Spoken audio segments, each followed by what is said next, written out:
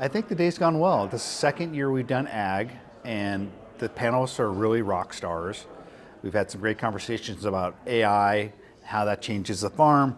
We're talking about things like genomics and gene editing and how those will be tools in the future for a world where we're going to have to feed 10 billion people by 2050, and climate change is making crops harder to grow in certain regions. So there's a lot of important topics in the ag space that we're addressing today on stage. So yeah, and it's funny, I think the stereotype of farmers is like, hey, they're technology averse, they just want to run farms. But the job of the farmer is getting harder and harder as climate change and things like difficulty around finding labor with all sorts of like kind of new rules and regulations that may make your farm worker that's been working for you for 5 years have to leave the country.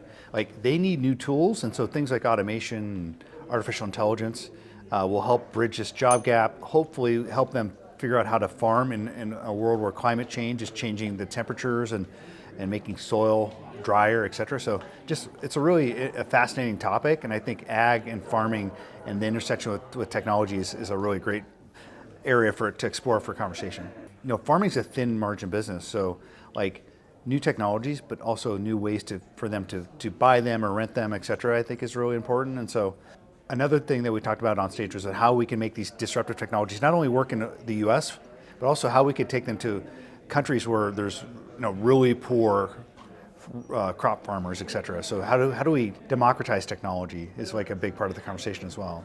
Well, there's lots of cool stuff on the show floor. I always love the new cool cooking gadgets and the food robots, but there was a personalized aerial vehicle that would only set me back $190,000. I don't need a pilot's license, and I could just charge it with electricity, and I'm flying. And what could go wrong with me flying a plane with no training? So you're going to buy one? Yeah, I think if I could afford one, I'd buy one. So.